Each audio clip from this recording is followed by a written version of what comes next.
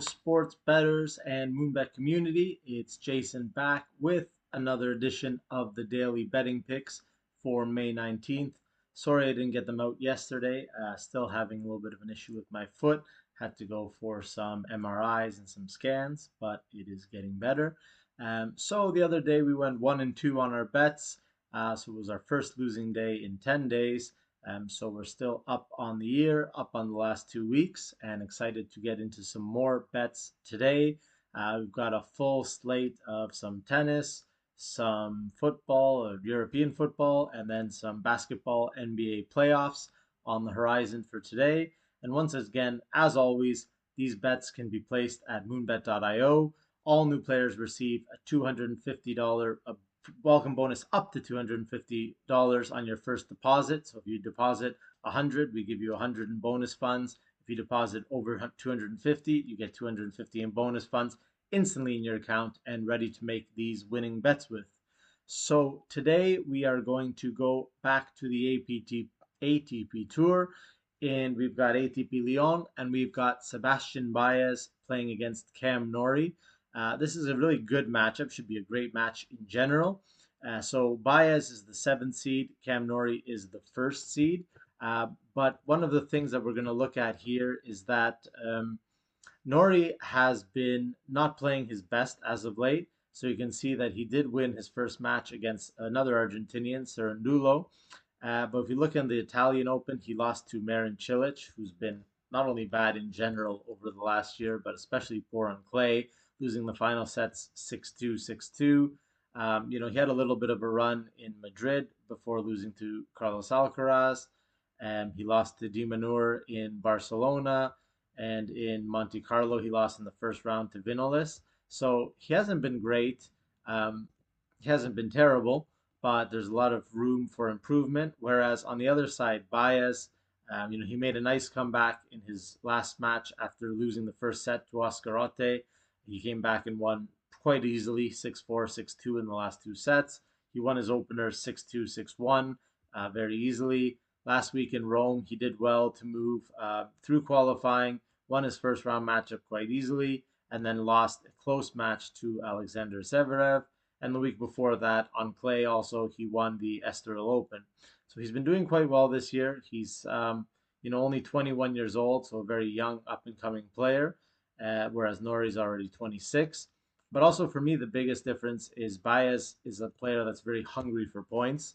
Obviously, being where he's at now, still having to play some qualifiers to even get into the main draw of these 250 ATP tournaments, he's going to be much more interested in putting up a big performance this week, whereas Norrie is probably looking ahead to the French Open, wants to make sure he doesn't get injured, wants to make sure he doesn't burn himself out before the French Open next week, because obviously he's going to, fancy his chances as a seeded player to at least make, the third or fourth round. And pick up some nice points and some nice prize money. So for that reason, I think that Baez is the pick here. Both of these guys are pretty even in terms of skill. Norrie is a bit of a crafty lefty that likes to grind it out. Baez is a little bit more fire. And I do think that Baez will be attacking more. And I just really think this is a case where Baez cares more. Norrie, not that he's not going to care about the match, but that he is not so interested in maybe playing into the weekend in a 250 when he's going to be a seeded player at Roland Garros in just a few days, where Baez really wants to pick up these points because he wants to make sure that he doesn't have to play qualies, especially going into the grass season, which is not his forte. So if he has to play qualifiers, he's going to lose out on points. He's going to lose out on money. So for that reason, at 1.79, we're going to go with Sebastian Baez. In the next match, we've got the evening Premier League match tonight, which should be a good one as well. It's Chelsea and Leicester. And we are going to say that both teams are going to score in that matchup. So Leicester has been on a little bit of a roll lately. They just won 5-0 in their last match and 3-0 in the match before that. So they are putting up some points. And for them, it's very important at this point in the season. They're in ninth place. They're out of contention for anything important, but they do want to have a good showing. Most importantly, You've got a few of their players that are really, stepping up the game at the moment. Uh, Jamie Vardy, as always, and then you've got James Madison and Harvey Barnes. These guys have all been playing extremely well. Their last two matches have been against, relegated teams, but what's important about that is that they are building confidence, and most importantly, they're scoring goals. I mean, putting up five against Watford is not anything amazing, but it does show that they're trying to end the season well.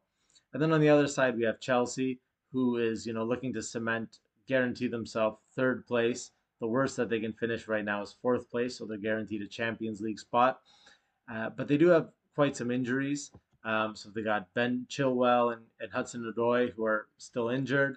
Um, Mateo Kovacic looks like he's not going to be playing after he was taken out of the FA Cup final on the weekend.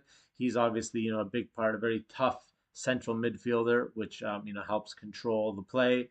Andreas Christensen looks like he's not going to be playing after refusing to play in the FA Cup final and leaving the team hotel unexpectedly. So with all of these issues, especially you can see that they're in the back. It looks like Chaloba is going to play once again, and Reece James will be starting again for Chelsea. Maybe Jorginho is going to play, maybe Conte is going to play, depending on their fitness.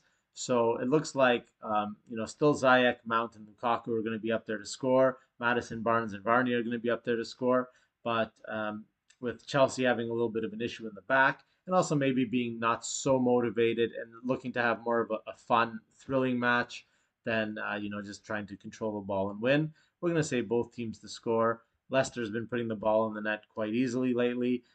Chelsea also will be a little bit annoyed at themselves having so many chances against Liverpool and not scoring before ultimately losing in the penalties. So we'll take both teams to score in this one.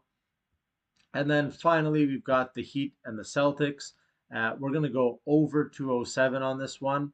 Um, One of the reasons why I think that this one's going to go over is because there are some injuries to Boston and injuries that more impact their defense. Obviously, the defense of the Celtics has been the strength this year, but not having Al Horford in this game too, and potentially not having Marcus Smart, or having Marcus Smart but injured, is going to be a little bit of an issue for their defense more than their offense. Most of their offense runs through Jason Tatum, even though you were doubling him last week or last game. Sorry, he was still able to spread the ball around. He was still able to score. And then on the other side with the Heat, you've got Jimmy Butler who put up 41 points last game. You've got Adebayo. You've got a lot of different scoring options. Tyler Herro coming off the bench. So I don't think that the issue will be putting up points, especially because Miami is going to be looking to put up points. And I think that with these sort of defensive players missing for Boston, they're going to really have to focus on keeping up and scoring. They shot very well in the first half of game one. That sort of went out the window in game two, and they ended up getting blown out. But they're going to have to keep their offense going. They realize that from the last game, if they can't contain Miami defensively, which without Horford, it seems like that might be the case, they're really going to have to pick up the pace. They're going to have to try and score. They're basically going to have to beat Miami using offense to beat the offense. So with that reason, 207 is a very reasonable number. So basically, looking at as long as the teams break into double digits, should be a winner. Hard to see Miami not breaking into double digits. And like I said, I do expect this to be closer than the first game, with Boston trying to keep up and keep pace on the offensive side. So we'll go over 207 at 1.84. You can go 207.5 at 1.9, but like to just buy that extra hook just to be safe. So once again, all of these bets can be made at moonbet.io. You can deposit with Bitcoin, you can deposit with Ethereum, you can deposit with BNB, USDT. We've got a wide variety of cryptos for you to bet with. And of course, on your first deposit, you receive a 100% match bonus up to $250. So if you just want to try it out and you put $20 worth of crypto in, you're going to get $20 in bonus funds. If you want to go all the way and put 250 or more, you'll get 250 in bonus funds. The bonus funds go directly into your account. You can use them immediately to make these bets or any other bets in the sports book. And you can also use the funds to bet in the Moonbet Provably Fair Crypto Casino. So once again, these are the picks for the day. have the picks for you tomorrow and maybe even some special ones for the weekend. So have a great day. Good luck.